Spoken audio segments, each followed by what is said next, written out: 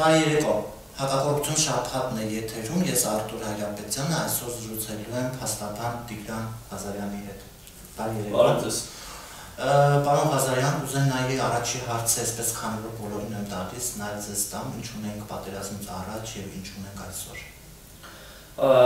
Թե դատաիրավական համակարգում, թե միջդատական վարույթի ընթացքում, այսինքն նախաքննական մարմիններում էական փոփոխություններ իհարկե տեղի են ունեցել։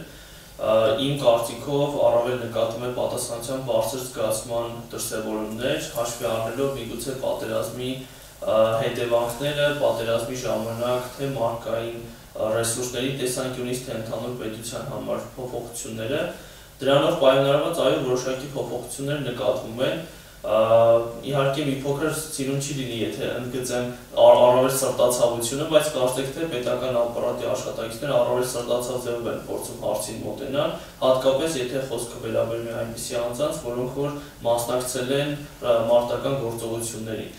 Մասնավորապես եթե քրեական գործերի նայենք, քրեական գործի շրջանակներում, եթե անձը մասնակցած է եղել մարտական գործողություններին, նրա նկատմամբ վերաբերմունքը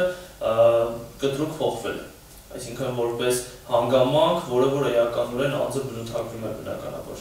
Մենք բարձրաստիճան զինվորականների հետ կապված ունենք այսօր քրեական գործեր հարուցված։ Բազմաթիվ քրեական գործեր այո, տվյալ դեպքում կան, եւ նաեւ տվյալ քրեական գործերից բացի առանձին անձանց մասով եւս կա հարուցված քրեական գործեր, թե դասալքության հետ կապված, թե հրամանը չկատարելու հետ կապված, այո, բազմաթիվ քրեական գործեր կան, որոնցով նախաքննություններ տեղի ունենում, դեռևս վերջնական դատական ակտեր, դատական գործերը դեռևս չեն ավարտվել եւ միջդատական վարույթում են գտնվում։ Ես կուզենայի նայի հարցնել երկաթուղիների հետ կապված, որովհետեւ գիտեմ, որ դուք զբաղվում եք եւ այնտեղ բավականին մեծ է կոռուպցիոն ռիսկերը։ Ուզենայի փոքր դրա մասին խոսենք։ Այո, Հարավկովկասյան երկաթուղու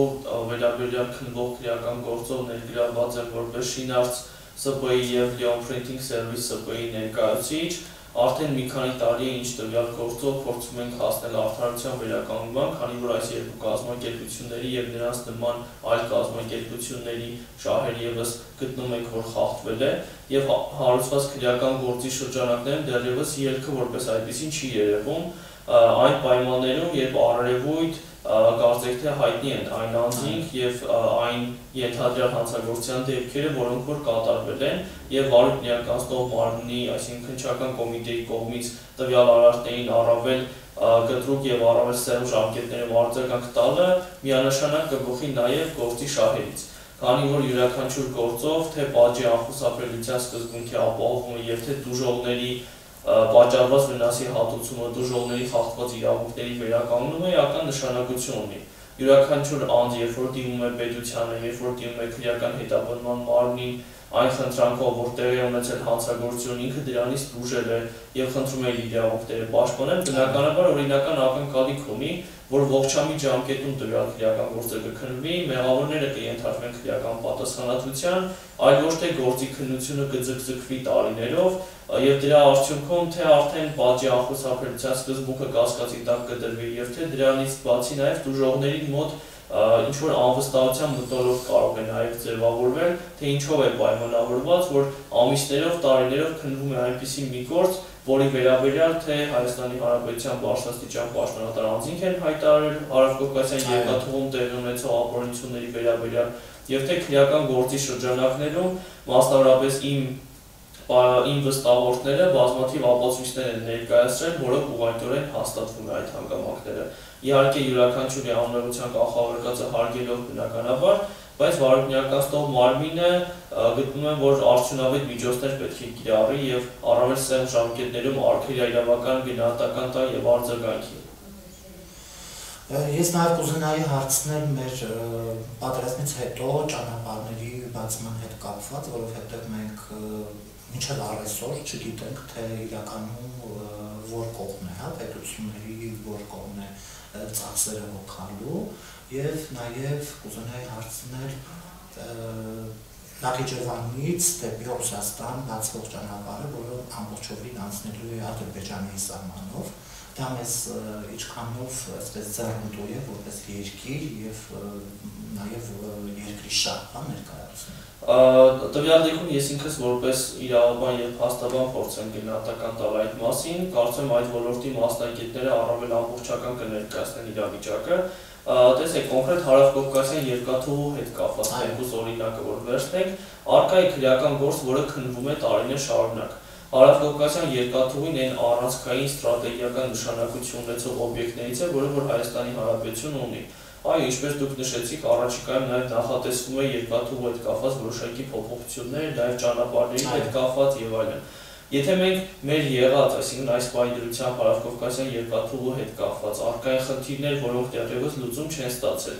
գտնում եմ, որ առավել արդյունավետ կլիներ խնդիրները հերթով լուծելով գնալ։ Այսինքն առկա է խնդիրը Հարավկովկասյան երկաթուղու շուրջ, առկա է քրեական գործը, դրանով պետք է լինի համապատասխան երկ։ Եթե վարորդնյակացնող մարմինը գտնում է, որ հիմքեր չկան, օրինակ անձանց քրեական պատասխանատվության ենթարկելու, կարող է պարզապես քրեական գործի վարորդը կարճել եւ հարցը ներկայացնել, որ այստեղ որևէ հանցավոր տարր չկա, հանցավոր դեպք տեղի չի ունեցել։ Եթե առկա չի նման իրավիճակ, այլ հակառակը ենթադրյալ հանցագործության դեպքերի մասին է վկայում առկա փաստերը, դրանց պետք է քրեական գնահատական տրվեր, որովհետև նման ստրատեգիական նշանակություն ունեցող օբյեկտի շուրջ նման քրեական գործի այսքան երկար ժամանակ քննությունը կարող է ուղղակիորեն վնաս հասցնել հենց Հայաստանի Հանրապետությանը։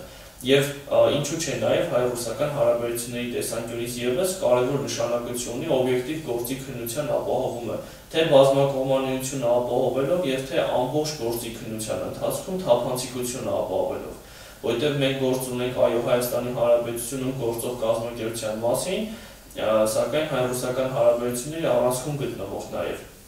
որտեղ Հարավկովկասյան երկաթուղին կարևոր տնտեսական նշանակություն ունի, ստրատեգիական նշանակություն ունի Հայաստանի Հանրապետության համար եւ նպատակարար չի իմ կարծիքով քրեաիրավական, քրեադատավորական մեխանիզմներով գործընթացներով այսքան երկար ժամանակ ներգրաված պահել։ Եվ առավել ընդունելի կլիներ, եթե վերջնական իրավական գնահատականը տրվեր եւ տվյալ օբյեկտը, տվյալ կառույցը շարունակել իր գործունեությունը, արդեն իսկ նոր ձևավորված պայմաններում, որտեղ այո յուրաքանչյուրի համար է, որ պատերազմից հետո իրավիճակը կարելի ասել փոխվել եւ որոշակի նոր մարտահրավերներ են առաջ եկել, որոնց համապատասխանել պետք է ձևավորվեն հետագա գործընթացները։ Եվ կուզենայի մի փոքր այսպես խոսենք դատաիրավական համակարգի մասին, որովհետև մինչև հեղափոխությունը նոր իշխանությունների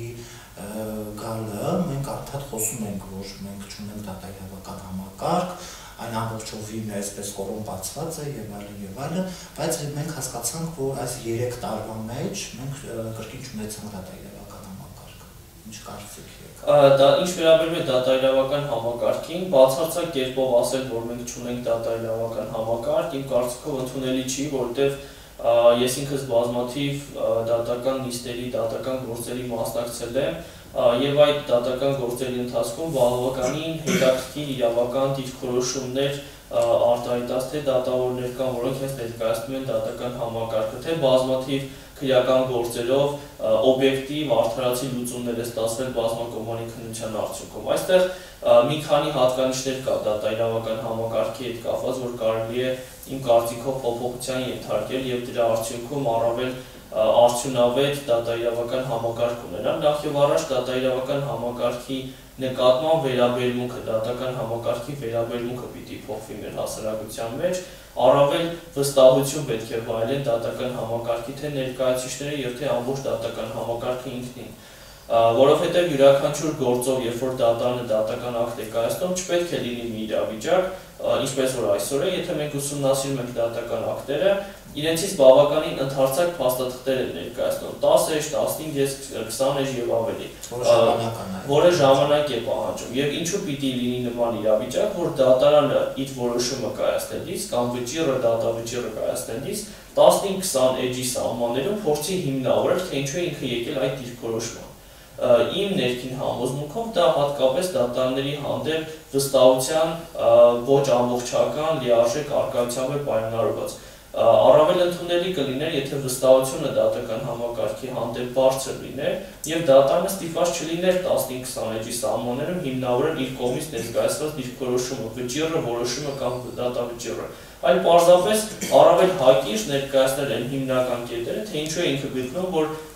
վեճը, քաղաքացիական իրավական կամ քրեական վեճը պիտի լուծվի այդպես։